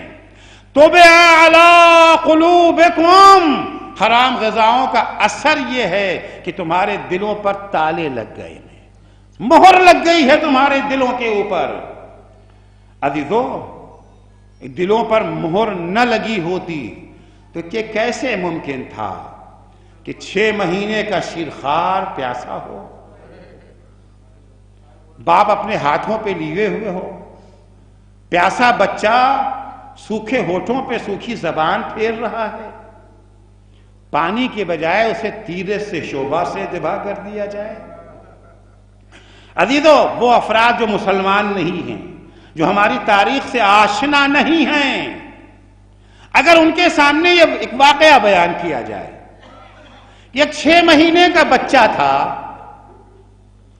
جس کے باپ سے کچھ لوگوں کی مخالفت تھی، دشمنی تھی، یہ بچہ 3 دن سے بھوکا اور پیاسا تھا، اس کی ماں کا دودھ بھی خشک ہو گیا تھا، باپ بچے کو لے کر کے اپنے مخالفوں کے پاس آتا ہے، تم مجھے پانی نہیں دیتے، کوئی بات نہیں، تم سے ہم پانی نہیں مانگتے، دیکھو اس بچے کی حالت کیا ہے، میرے بچے کو دیکھو کیسے یہ تلذہ کر رہا ہے۔ عزیزو، عربی زبان میں تلذہ اس حالت کو کہتے ہیں جب مچھلی کو پانی سے نکالا جاتا ہے نا، خشکی پہ آنے کے بعد مچھلی پہلے اچھلتی ہے، تڑپتی ہے، پھر جب اس کی ساری طاقت ختم ہو جاتی ہے، کبھی منہ کھولتی ہے، کبھی منہ بند کرتی ہے، اس کیفیت کا نام تلذہ ہے۔ دیکھو دیکھو میرا بچہ کیسے تلذہ کر رہا ہے۔ اگر تمہیں شک ہے کہ اس کے بہانے میں پانی پی لوں گا تو لو میں تمہارے حوالے کیے دیتا ہوں، اپنے ہاتھوں سے پانی پلا دو۔ لیکن عزیزو، جب اس سے یہ کہا جائے کہ جب باپ نے یہ کہا تو بچے کو پانی پلانے کے بجائے 3 بھالے والے تیر سے بچے کے گلے کو نشانہ بنایا گیا، بچہ باپ کے ہاتھ میں پلٹ گیا، وہ کہے گا نہیں نہیں ایسا نہیں ہو سکتا، اتنا انسان گر جائے، اتنی شقاوت آ جائے ممکن نہیں ہے، لیکن عزیزو ایسا ہوا، ایسا ہوا، کیوں ہوا؟ قد ملئت بطونہم من الحرام، ان کے پیٹ حرام غذاؤں سے بھرے ہوئے تھے۔ اگر کسی سے کہا جائے ایک 4 سالہ بچی ہے جس کا پورا گھرانہ مارا جا چکا ہے، اسے قید کر کے لے جایا جا رہا ہے، راستے میں بڑی شدید گرمی پڑ رہی ہے، ایک جگہ پہ قافلے کو روکا جاتا ہے، روکنے کے بعد قافلہ کا سردار جس کا نام شمر ہے اپنے قافلے کو تو خیموں میں جگہ دیتا ہے، لیکن اہل بیت اطہار کو جلتی ہوئی ریتی پہ بٹھا دیتا ہے، تپتی ہوئی دھوپ میں، پیاس کی شدت ہے، شمر اپنوں کو پانی پلانے کے لیے مشکیزہ اٹھاتا ہے، اپنوں کو پانی پلا رہا ہے، 4 سال کی بچی جو پیاس سے ہلاک ہو رہی ہے اپنی پھوپھی کے پاس آتی ہے، پھوپھی اماں کیا اجازت ہے کہ میں شمر سے تھوڑا سا پانی مانگ لوں؟ پھوپھی کا جی تو نہیں چاہتا ہے کہ بھائی کے قاتل کے پاس بھی اپنی بھتیجی کو بھیجے، مگر وہ زینب اب کرے تو کیا کرے؟ سکینہ کو پانی پلانے والا عباس تو شانے کٹائے فرات کے کنارے سو رہا ہے۔ زینب نے بادل ناخواستہ سکینہ کو اجازت دے دی، سکینہ اپنا کاسا لیے ہوئے شمر کے پاس آئیں، اے شمر تھوڑا سا پانی مجھے بھی پلا دے۔ شمر نے کوئی جواب نہ دیا، بچی شمر کے پیچھے پیچھے چل رہی ہے، خیال ہوا شاید جب اپنوں کو پانی پلا لے گا تو مجھے بھی پانی دے دے گا، بچی ایک گوشے میں بیٹھ گئی۔ شمر جب سب کو پانی پلا چکا، سکینہ دوبارہ اپنا کاسا لے کے آگے آئی، اے شمر تھوڑا سا پانی مجھے بھی دے دے۔